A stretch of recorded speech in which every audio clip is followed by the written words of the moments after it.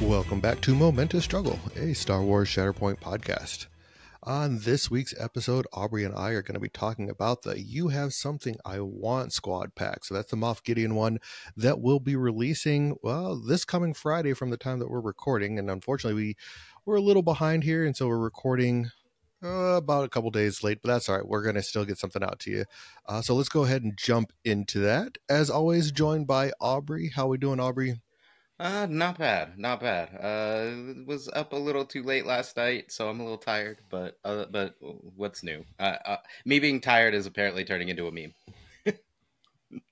Apparently so. Apparently so. Yeah, no, but some good news coming out this week. I don't know if you, or actually just today, since this is Tuesday the 30th. I don't know if you saw this or not, but the official dates for LVO have come out at this point in time. So LVO will be, it's going to be, what is the dates of that? January 16th through the 19th. Still going to be at the Rio at this point in time in Las Vegas. So same spot as last year. I know that behind the scenes, the team that I'm working with is working on trying to get everything approved for Shatterpoint. So fingers crossed everything will go through. I have a lot of confidence that it's going to get approved. So we are looking at trying to get everything set forward. So applications are starting to be able to get submitted and things along those lines. So we are in the beginning stages of hopefully being able to sit there and get a confirmation that LVO will actually have Shatterpoint this year. Yeah, I'm really excited about this. We've been slaving away. Todd, I don't think I've told you this yet. I may have a third 3D printer that I am now working on getting set up and going. So that's something, right? That is something. I mean, hopefully the bigger issue is like you keep on having printers just die on you halfway through, and then you have to do some troubleshooting. So if you can have 3 working simultaneously, that's the key there. That is the key. But hopefully we'll get to that point. Luckily, we have others helping to print stuff and get it over to us so that I can do a lot of the painting that I've been doing and everything along those lines, to have all of the tables ready in time. And I think we're in a good place, I think, at this point in time to be completely prepared and ready for LVO. But yeah, you just keep on plugging away at it and everything along those lines. That's right. Just keep swimming. Just keep swimming. Yep. I don't know if you listened to Zion's Finest last episode. They only got like a 16-minute episode out this week because apparently they had some sort of a technology issues, which I am very familiar with having on our side. That's why we're behind.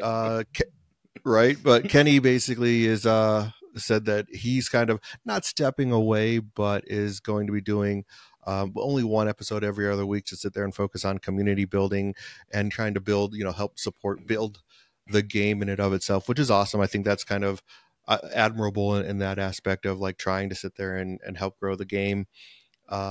I don't know. It's like, it was interesting listening to him talk though about that, because it was one of those things where I don't know. I look back at like he compared it to like when he jumped into Imperial Assault, and it was like the game had already been going pretty strong at that point in time, and he was talking also about like X-Wing. I mean, X-Wing's been around for 15 years ish now at this point in time. It's like I don't know what point he jumped into that as well, but it's like all of those games, like looking at MCP, they all kind of grow slowly when it comes to miniature gaming and everything like that.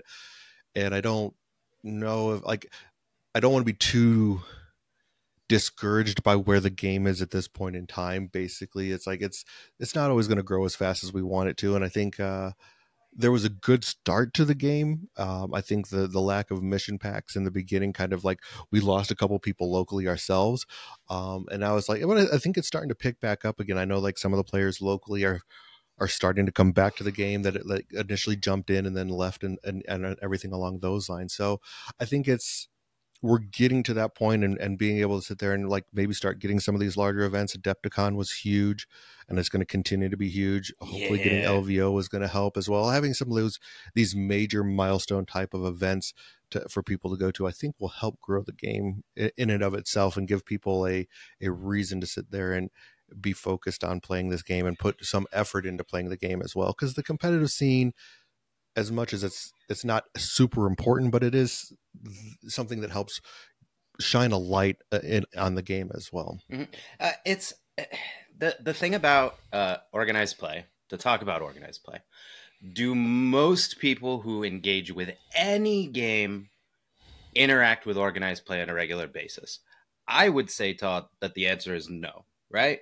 No, they don't. Other than Magic. well, but even Magic, a lot of Commander is not really organized play, right? I mean, yeah, not anymore. But I mean, up until pre-COVID Magic, it was all F&M.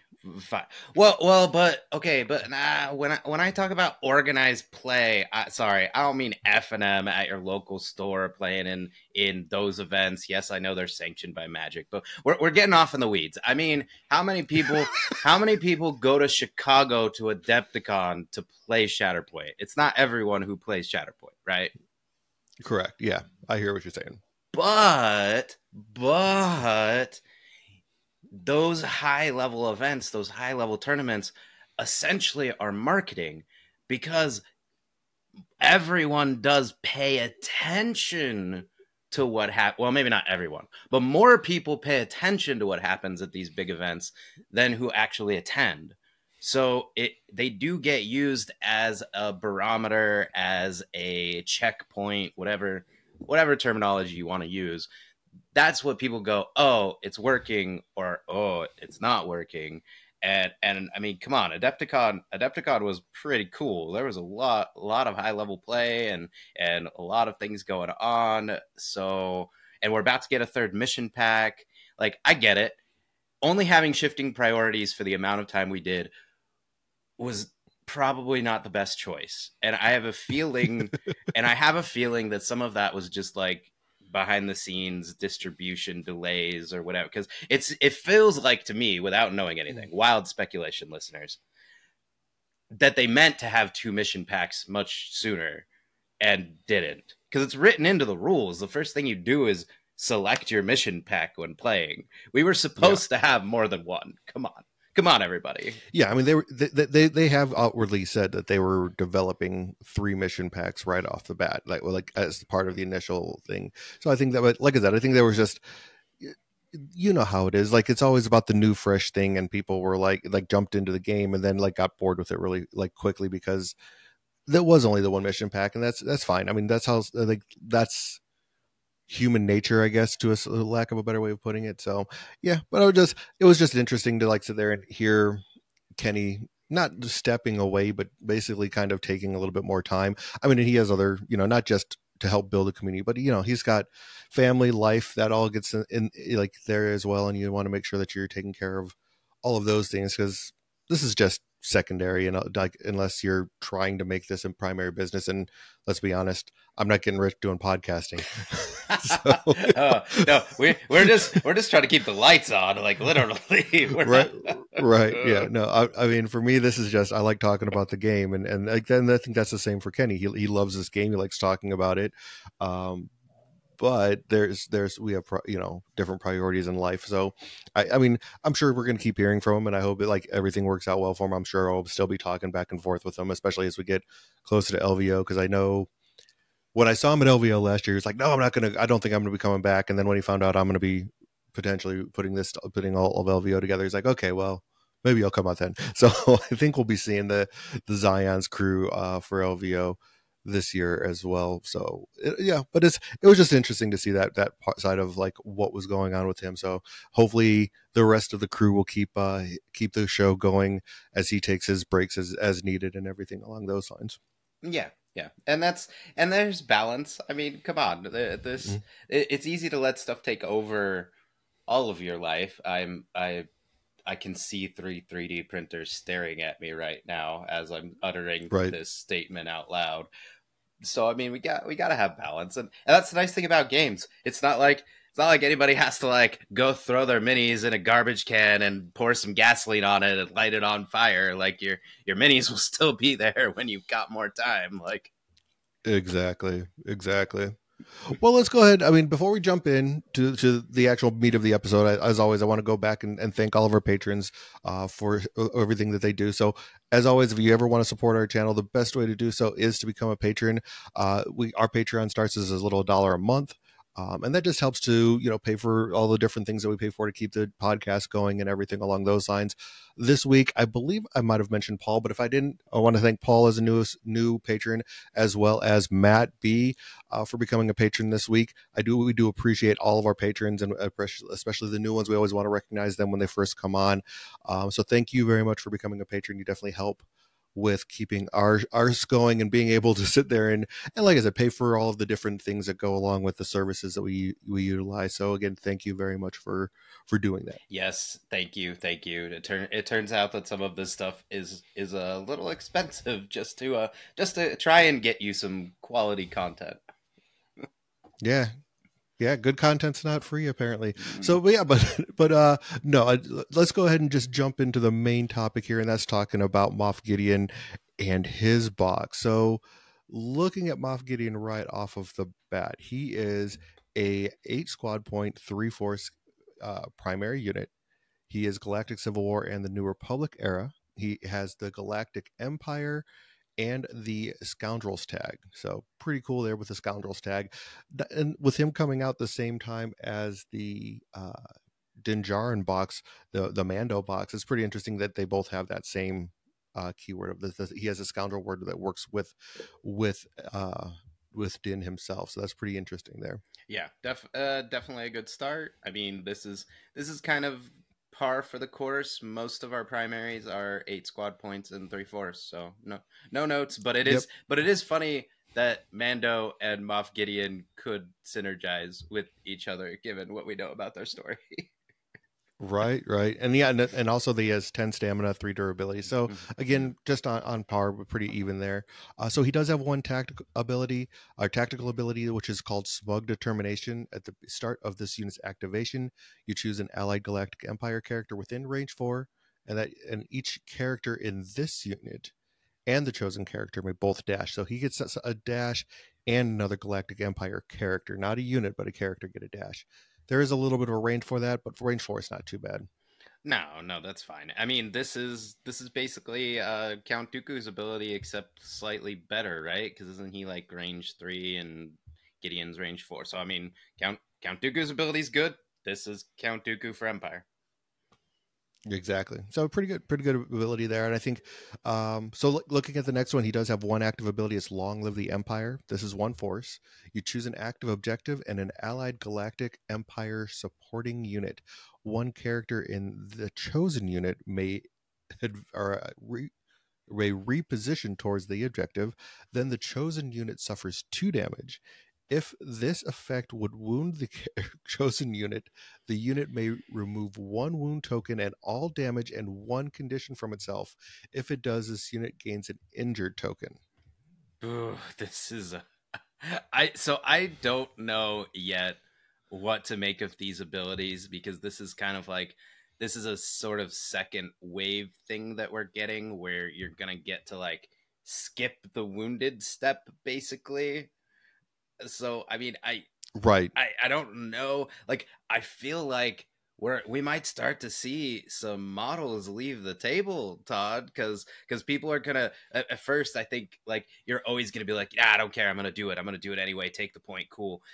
And then your opponent dog piles on them because they basically they're back up, they're awake again, and now they're getting attacked again. So I mean, maybe. And this is for a supporting unit too. So I mean, it's like Yeah. they only are going to have 2 durability anyway. So it's like, okay, yeah, they can immediately contest whatever objective it is that they're contesting.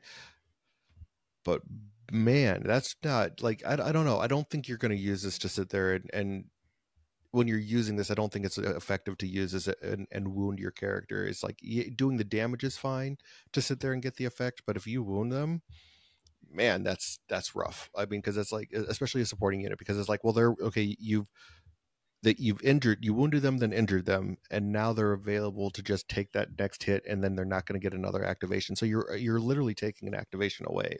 Yeah, and like, this is, I guess, because, all right, so I no proxying happened over here. I like playing with the stuff when it comes out. And Empire, sorry everybody, I know I've been a little Sithy lately, but Empire is not my jam. I got the Jedi Knights up here for those of you watching on YouTube. I got the hat on.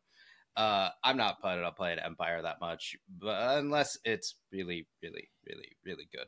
But with my speculation is that this ability is going to get used like in early, like in Struggle One. Then you're probably not necessarily going to use it because I don't think you want to wound your units and like they're going to have damage on them.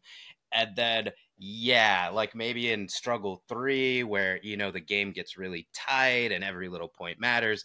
Yeah, I think that's when you're going to be like, okay, cool, I don't care. They go to injured, they take that point, that's the bonus point. Now I'm going to win. Like, I think that's when this is going to come into play. I don't think you want to fire this off like mid game and be like, they can take a wounded token and then they die immediately. Don't do that. Yeah, no, I don't think that's going to be where this is going. So yeah, no, I think we're kind of on the same page with this one, though. Yeah. All right, so he has one innate ability, which is assume that I know everything. When an opposing player would spend a force to place a unit's card in reserve, they must spend one additional force. You're not reserving against Moff Gideon is really what it comes down to. You're just going to play what you get. Nope, you get what you get and you don't throw a fit. That is what Moff Gideon says. Like, the crazy thing is that, like, correct me if I'm wrong, I don't know if this has come out or anything, but doesn't that mean that even, like Kalani, like the tactical droids, they usually reserve for free, so now even they're going to cost a force to reserve? Yes. Yeah. What the heck, Gideon? What, you don't want me picking and choosing? You want me to just be left to the ravages of my order deck to decide what's happening? Okay, all right, I see what's going on here. Yep. Yeah, no, it's taxing the force economy there is pretty good. So I think this is going to be a solid ability that's just going to be really frustrating to play around. Well, because I already am very much like, this was something that we were kind of talking about at Adepticon, is I noticed that, again, we were talking about high level play at the big event. Very often I noticed that the players who were playing the best were not reserving very often because it is a cost. It's already a cost of force, and force is, you only have so much. And now Gideon's like, nope, not. I don't think you're. If you ever reserve something against Gideon, it has to be because you're going to lose the game on the spot or something. Like, that is the only time. Yeah, exactly. Yeah. So no, it's going to be interesting. I mean, this one, and see how this impacts play going forward. So, well, yeah. And then he has one last ability, which is his identity. You have something that I want. When an allied Galactic Empire character performs a melee attack as part of a combat action, if the defending character is contesting an active objective that you do not control, add 1 dice to the attack roll. Additionally, when determining control of an active objective that a character in this unit is contesting, if there is a tie, the unit's controller takes control of the objective. So basically, he wins ties, Yep. Which, yeah, yep. we get that. I mean, but adding an additional dice, any Galactic Empire character, and this is global, adding a dice is always good. Well, and like the only requirement is, oh no, the defender has to be contesting an active objective that you don't control. That never happens in the game. Right. And like, this is a primary with Inquisitorial Mandate. Like, that's kind of scary. Like, you don't want to have a beef with Gideon, clearly.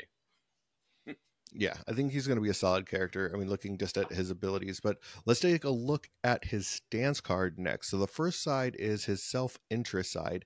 So he has a range 4 attack with 7 dice on this side with a melee of 6 dice, and then defensively 6 dice for range and 5 for melee. So looking at the dice side of it, this is his more melee or range side that we're looking at.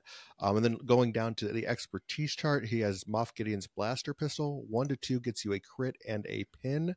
3 gets you a crit, a strike, and a pin. And then 4 plus gets you 2 crits and a pin. So pretty solid there. His dark saber is what he has for melee. 1 to 2 gets you a crit and a damage. 3 gets you a crit and 2 damage. And then 4 plus gets you 2 crits, 2 damage. Spoilers, is basically the same on both sides of his card for the dark saber, as well as for his battle armor, which is 1 to 2 is a block, 3 is 2 blocks and reducing a crit to a strike, and then 4 plus is 2 blocks, reducing a crit to a failure, and a reposition. A little bit different, I guess, on the other side, where the last side is instead of a reposition, it gets a heal. So a little different, but not much. Yeah, yeah. They definitely made it so that it's you're not really going to be hurt that much in terms of melee, but the reposition I think is much stronger than the heal. But you're probably not getting Yeah. 4 that often, so this is just it's kind of window dressing when you're talking about 4 expertise. Exactly. Yeah, it's not that much. But overall, looking at like the tree on this one, it's pretty straightforward. It starts at 1 and then branches into 3 separate versions of the down the tree, 3 separate branches, I guess. And those just go straight across. So there's only 5 possible successes on this side. Basically, the bottom is pretty nice because that one is basically at 2 and 3, gets you 2 shoves. And there's also a reposition at the very end. The top side is probably more of your condition based, where you get a disarm and an expose at the very end. The middle is you get a strain and you can do the active ability, so the long live the empire ability, if you can trigger out the 3rd step. So it's really interesting. It's kind of just a what's your poison type of a thing with his tree here. Yeah, because basically it's like, okay, do you want some conditions? Go to the top side. Do you want his activated ability to be free? Go to the middle. Do you want shoves? Go to the bottom. So it's actually I like when it's very clear. Okay, what decision am I making? What do I need right now? Okay, pick that one. Cool. Yeah. No, it's interesting. I like it. I think it's a pretty decent ability, or a pretty decent card, straightforward and everything along those lines. So yeah, not too bad. Not a whole lot more to kind of go into on this one. So looking at the other side, we have the burn them out. Again, range 4 for his range attack, 6 dice for range on this side, 7 for melee, and again the defensive dice flip as well. 5 defensive dice for range, 6 for melee. The only thing that's different on the expertise chart, other than that one thing on the battle armor that we had talked about, was on his Moff Gideon's pistol. 1 to 2 gets you 2 strikes. 3 plus gets you a crit and a strike. So again, not as good of a pistol, but it's like I said, more of the melee focus side of things here. Yeah, and and I will say, I mean, it's kind of interesting to me that 1 to 2 still is giving you 2 things, because because that's kind of what we look for is, does 1 expertise punch up? And on both sides, he's having 2 things happen with 1 expertise. Now, of course, it doesn't, because it's 1 to 2. It's not quite as good, but still, like you basically just want to roll exactly 1 expertise with him almost all the time, because like that's just That's good. really kind of where it's at. Yeah. Exactly. So I'm looking at it. This tree, this one has 6 successes. So the first 3 are either on the top or on the bottom, and then it combines into the last 3 at the time. So it's at the very end. So not, again, pretty straightforward. If you go on the top, you have a shove at 1 and 3. If you go at the bottom, you have a strain and an expose and a shove at 2. So it's, you either want to go a little bit heavy on your conditions, or you can go heavy on your shoves, depending on if you want to go top or bottom, and then it's just really all damage the rest of the way. Yeah, and again, I like being told what I'm supposed to do, and Gideon does that. He's like, all right, you Yeah, want conditions? What do you want? Shoves? Do you want damage? Here you go. Here are your options, kid. yeah. I mean, it's like the stance card really matches the character. I mean, he's a no nonsense. This is what he wants. This is what he's going to do, and that's what his stance card does. It's no nonsense. This is what it does. This is what he's going to do. So it all kind of makes sense, I guess, for lack of a better way of putting it. Is all kind of, it's in line with what you would expect. Yeah, I will say though, looking at Moff Gideon overall, whoo, we haven't even looked at the rest of his box, and this already looks very strong. Like he basically says, "What do you need? I got you." Yep. Yeah. No, he's pretty good. Pretty good. All right. So let's look at the Death Trooper escort. So this is the secondary that comes in the unit. 4-point cost, 0 force, Death Trooper, Galactic Empire, and Stormtrooper tags. Like I said, 4 squad points. He's a secondary, 9 stamina, 2 durability. So pretty straightforward for a secondary unit, as well, as far as all of that is concerned. Galactic Civil War era and the New Republic era. So the split era, just like Gideon. Yep. Yeah. No, makes sense. All right. And he has he has a tactical ability. It's Imperial Efficiency. At the start of this unit's activation, you choose this unit or an allied Galactic Empire supporting unit. Each character in the chosen unit may dash. If the chosen unit has a damage, each character in the unit may instead reposition. So not even a wound, like not wound, not injured, just one damage. Well, oh, and by the way, what does Moff Gideon get to do? Oh yeah, he can damage people to move them, right? And then you can use Imperial Efficiency to reposition. So yeah, you see what's going on here? Just a little bit of all sorts of movement going on with your secondary or your supporting units. well, and don't forget to talk about who this box pairs pretty well with. What does Inexorable Advance on Stormtrooper Sergeant do? Oh yeah, it deals a damage as it's advancing your support unit. Oh yeah, let's look at Stormtroopers. What do? Assault tactics. They dash and then they can suffer a damage to do a what is it? A focus action. Yep. I wonder if you're gonna be able to get a reposition off of your Death Trooper escort really early on in the game. Yep. Yeah. I mean, it shouldn't be that hard. Shouldn't be that hard. So yeah, no, solid ability for sure. Okay, so he has one active ability. It's called Tactical Advance for a force. Each character in this unit may dash. If any character dashes, this unit immediately makes a focus action. So basically, a force, you get to dash, and then you also get a focus for a force. So extra movement, like that seems to be like the whole shtick with this team is just I'm gonna move everything forward, and then I'm gonna kill you. Yeah. It's there's so much movement. There's just so much movement in this box, and we've only talked about Gideon and the Death Trooper escort, and I'm like, these guys are gonna be hop, skipping, and jumping all over the place. Yeah, it's gonna be great.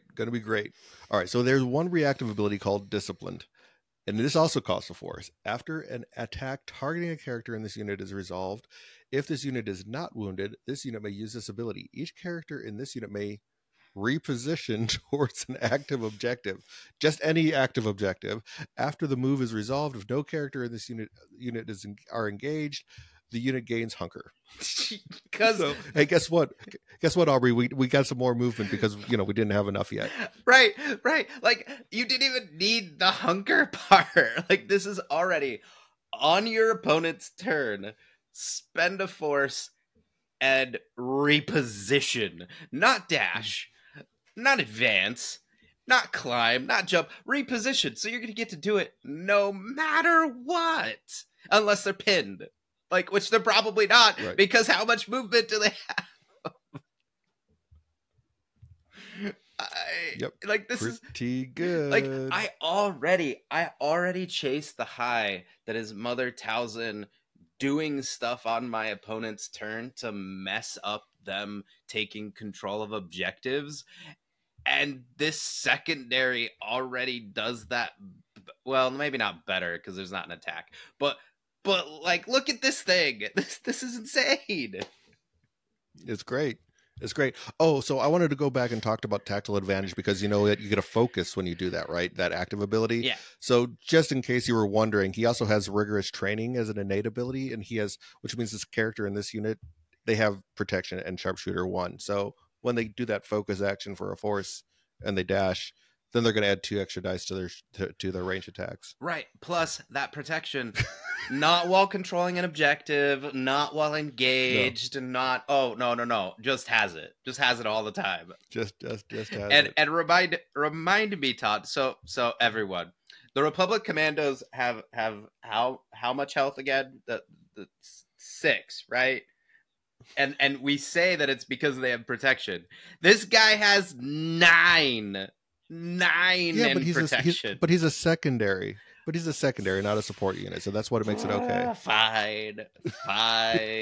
Yeah, can we talk about the Dark Troopers now? Because wait, no, we got to do this. We got to do the other stuff. We got to talk about his stance card, because you know what, he has sharpshooter. He has sharpshooter 1. Yeah. And he's going to focus for spending a force to move and focus. Yeah. So you know what?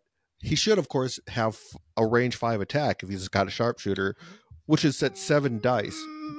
So basically, that's 9 dice. Are you crying? Are you crying over there? I just declared my allegiance to democracy, to the Republic, and this Death Trooper is like, cool, headshot, done.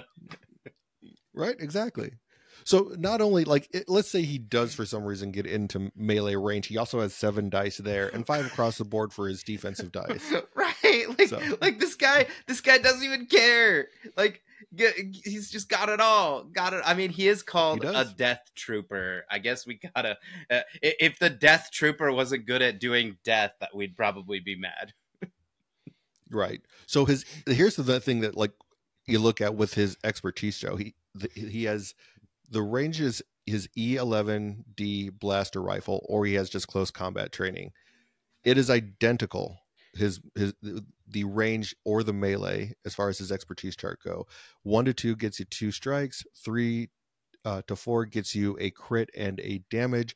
5+ gets you 2 crits and a dash. So basically, it's like he's gonna do whatever he does. It's just, no matter if it's ranged or melee, he's gonna just do all sorts of nonsense, which is awesome. Right. Again, this guy has the same thing as Moff Gideon.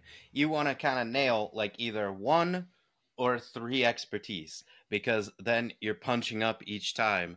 And it's not even that bad. I mean, 1 expertise gets you 2 strikes, 3 gets you a crit and a damage. Like I don't know. You're probably not hitting 5 all that often, but like, no notes. This guy just hits hard no matter what. Yeah, I mean, looking at the Death Trooper armor for the expertise, for defense, that's not the greatest. 1 to 2 is a block, 3+ is just 2 blocks, so it's not the greatest there. But he has protection, so it's like he's going to reduce the damage anyway.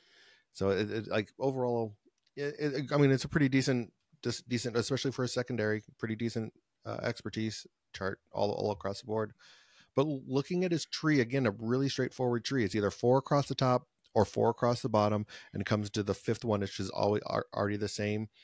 And it's kind of the same as Gideon. 1 on the bottom, you get 2 shoves, 1 at 1 and 1 at 3, and then you can either do a disarm and a pin at 2 and 4, or if you go the top route, you just do more damage.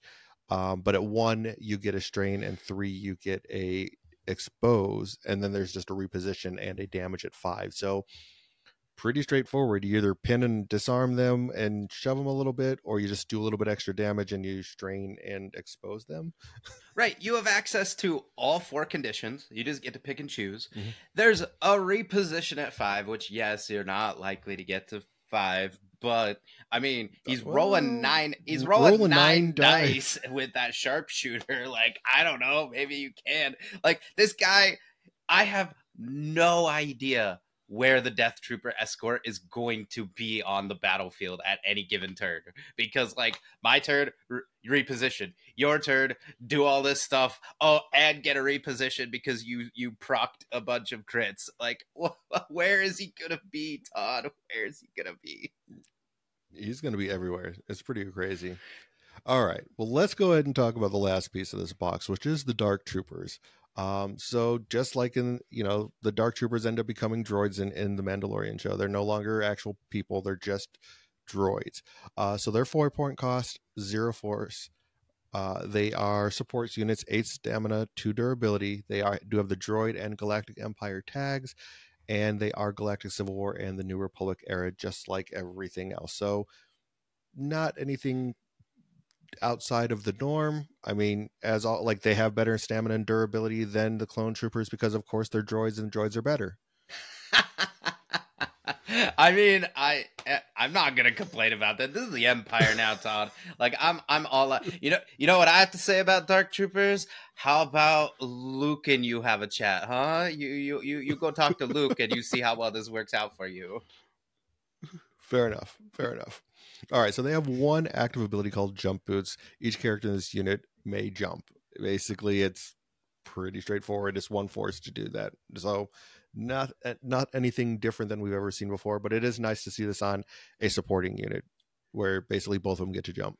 Yeah, and I like. I just want to say that AMG, thank you for not just like being boring and like naming these things like you could have just named them all jump, right? Instead of saying like force jump or jet boots or whatever. Like I just like that each time we get basically the same mechanic or a similar mechanic, they still take the time to call it another name. That's all I got here. Exactly. So they do have 3 different innate abilities. The first one is coordinated fire for strain.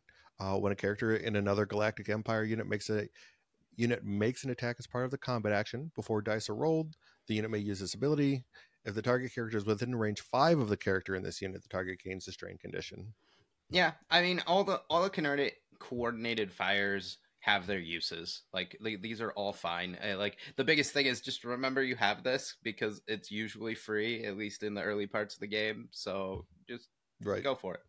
So here's the big ones. These next 2 are crazy. Immovable. Characters in this unit cannot be pushed or pulled by abilities. Yeah. So you can be shoved, but you can't be pushed or pulled. Yep. No more force push. No more mauls. You cannot run. No capture no wire. Django capture wire. Like just nope. These guys say no, and that's like the big thing that dealing with supporting units. Like for example, going back to Maul, generally how you take an objective from somebody's supporting unit is you run up, you pull one off the point, and then you shove the other one the other way off the point. And now that play pattern is not going to work at all. Exactly. And somebody's going to get got by this when early on. Somebody's going to be like, what do you mean? Just forget. Yeah, they're probably just going to forget. So yeah, no, pretty crazy. And then the other ability that they have is Unrelenting. Characters in this unit have protection and immunity to pin. Right. Remember what we were talking about how there's so much movement, and I'm like, well, the only way you're going to deal with this is with pin. No, wait, Todd. No, you're not going to deal with this with pin, are you? Nope, not at all. Okay. Oh, and remember the Republic Commandos. I'm just gonna bring this up again. Remind me. These guys have protection all the time, and they have how much? 8? Okay. All right. That's fine. I mean, okay. All right. All kidding aside. Yeah. Again, droids are better than clones. You beat me to it, Todd. I was trying to give it to you, and you beat me. All right, bye. Moving on. It's fine. So, whatever. Well, let's go ahead and look at their stance card. So their stance card, range 5 attack and melee both have 6 dice. Their defensive dice are both 5 for range or melee. So yeah, pretty good defensive dice, good range, looking pretty solid, especially for supports. They have their Dark Trooper blasters for their range attacks. 1 to 2 is going to get them 2 strikes. 3+ gets you a crit and a strike. They have Crushing Punch. 1 to 2 gets you a crit. 3 to 4 gets you a crit and a strike or a damage. 5+ gets you 2 crits and a damage. But here's the one that gets me. Combat Droid for their defensive expertise. 1 gets you a block and reduces a crit to a hit. 2 to 3 gets you 2 blocks and reduces a crit to a hit. 4+ gets you 2 blocks and reduces a crit to a failure. A support unit that has reduction of crits. What?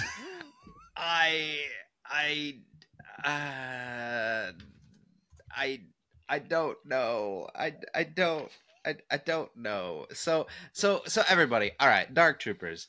I'm just gonna go all the way back. So Dark Troopers were from what Dark Forces, the video game with like Kyle Katarn and like Kyle Katarn's probably one of my favorite characters that came out of the whole Legend stories. Like he's a very interesting character. I know a lot of the early video games. Like the Dark Troopers are supposed to be scary.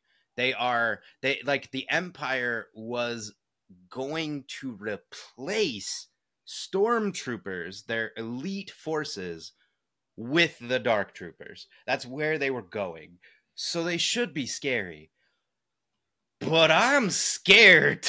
Like I'm really scared. Like how do you even fight them? Like this is so good. You can't push or pull them. They stop at all of your crits.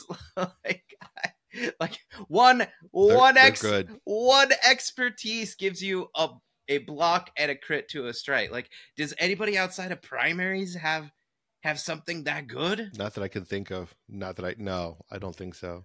Right? So Like yeah, just insane, just insane. I mean, and then looking at their stance, the tree itself. On 1 and 3, they can have shoves. mhm, At 2, they have a pin. mhm. If you don't shove at 3, you can jump. And if you jump, then you can disarm. Or at 4, if you shove at 3, then you can strain at 4. So it's insane. There's only 5 down the tree, so you can either get 2 shoves, you can get a jump, you're going to get a pin no matter what at 2. It's insane. I mean, you can, like, if you go all the way down the tree at 5, which I strongly doubt is going to happen because they are only rolling 6 dice. But if you spike somehow, I mean, you can be looking at doing a total of 7 damage, and that's per, because this is a 2 unit. So, but I don't think you're getting that far down. Like 2 to 3 is probably really where you're going to be living with these guys. So 1 shove, but like even so, that's 1 shove and a pin and 2 damage if you go the bottom route, or just 3 damage and a pin. So these guys, I mean, are pretty good.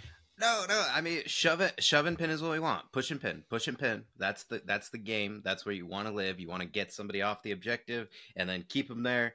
And they've got it. They've got it on 2. Like if you never roll more than 2 successes with these guys, I think you're happy. And like, I mean, 3 is really where you want to be, because 2, no matter what, 2 is always going to get you off a point.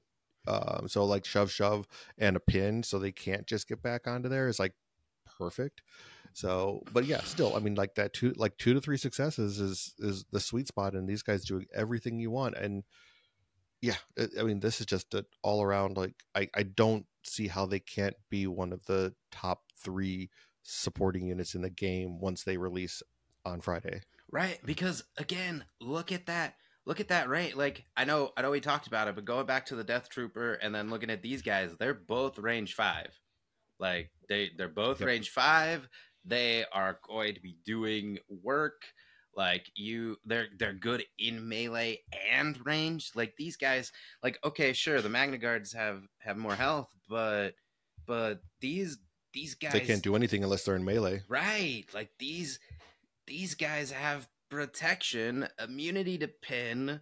They can jump because that's kind of like if you compare them to the Magna Guards, like the weakness of the Magna Guards is that they don't have, No vertical movement. yeah, they don't have vertical movement and they don't have a ranged attack. These guys are almost as strong just looking at their sheer stats, and they have ranged and they have protection and they have immunity. Like, okay, all right. I know people were complaining that the Magna Guards were running around too much. Well, I don't think they're gonna be. I don't think they're gonna be running around as much right now with these guys. Yeah. Whew. No, I think this is, we're gonna see a changing of the guard for sure. So, but yeah, I mean, so like overall, like this is a solid unit. I know one of our locals that listens to our podcast, Justin, was asking us at the end of our box reviews to sit there and basically kind of say who we would pair these guys with. I mean, and I think the logical answer, I guess, like for me at least, is just throw them with the Vader box. Oh yeah. You know, like these guys in the Vader box is just like, so the Stormtrooper Sergeant and Stormtroopers and Vader, and then you just add these guys in. Yeah, that's pretty awesome. Well, because again, like Vader has his when he wounds an enemy unit, he can make another guy dash. So that's yet even more movement. I kind of already hinted at it because I couldn't help myself. I was trying to wait till the end of the episode, but I'm like Stormtrooper Sergeant and Stormtroopers are just, they feel like they're gonna be so good. And I know we just had Iden and company, like their full stuff, The Inferno Squad, yeah. like I haven't had time to process that, but I know they all seem to have Long Live the Empire, that same ability, or maybe some of them did. I didn't look at that long enough to talk about it on the episode today, but my point is that like I feel like Stormtroopers and Stormtrooper Sergeant are an immediate like that's the first place I would go if I was going to play these guys, which means you're playing Vader. And oh no, you're playing Darth Vader. I'm so sad for you, person who's I mean, and to be fair, you could mix and match. Like you could play whichever Vader you want. You could play Jedi Hunter or you could play Servant. It doesn't matter. I mean, if you wanted to just have the ability to add the extra dice for your people, because Death Troopers wouldn't mind taking a little bit of extra dice, and they're going to probably be a little bit more resilient than we would anticipate because they have that protection. So adding, taking the damage to add dice to make sure that they get 3 down their tree when you're trying to sit there and flip a point isn't going to be that bad. I mean, adding a couple dice to your Stormtrooper or your Death Trooper escort, you're okay. Yeah, that's not bad either. So I mean, he has 7 dice in melee, and you just add a couple more dice in there and do a little bit of damage. Again, he has protection, so why not? That actually, the more you say that, I almost feel like Jedi Hunter might be better than Emperor Servant with this, just because like you're already hunting to like get just a little bit of damage for that reposition, right, off of Imperial efficiency. I feel like the biggest concern if you take Jedi Hunter over you're gonna kill your own people. Yeah, you're gonna have to manage that damage input output. Like that's gonna be the biggest thing you're doing with this box, because it's gonna be really easy to be like, I'm just gonna take all the damage, do all the things, I'm gonna win, and then the clones are like, pot shot, because now you're actually weak enough for them to interact with you. Fair enough. Yeah, I mean, I think it's, but like with anything, with Jedi Hunter is really just being selective. Like I said, I think giving them the extra dice, like the Dark Troopers, that extra dice, maybe just to flip a point, maybe at the end of the game or something like that, might be just that one thing that you need is like, you know what, I need to have this push. Give them the extra dice just to sit there and get them over that hump. So I mean, I don't know. I think what I would probably do if I were to run this box like right out of the gate would probably be to run Vader, run Jedi Hunter with the Sergeant and the Stormtroopers, just to position. But I like aggro a little bit more anyway. I'm like, I was always a red player in MTG anyway. So hey, that's fair. And I got my first taste of. I finally played with the Emperor Servant, like his whole box, and so I might be a little higher on him because of the recency bias, because like that whole like, oh, I didn't wound somebody, let me just put Vader back in my deck thing. That's I understand the lure of the dark side after playing a game with that box. Understandable. Well, I think that kind of covers everything that we were going to talk about today. So as always, I do want to thank each and every one of our listeners for tuning in and listening to us. Thanks again. And hopefully this will be out tomorrow. I am interviewing for a promotion at work, so it'll probably be a little bit of time because I'm going to be practicing or studying up for my interview as soon as we get done with this, and then I'll be working on getting this out tomorrow. So hopefully I get the new promotion, because that'll be awesome. But other than that, yep, I think we are good to go. I as always, like I said, want to say thank you for listening, and may the force be with you. And I want to say good luck, Todd. You're gonna kill it, and may the force be with you. Awesome.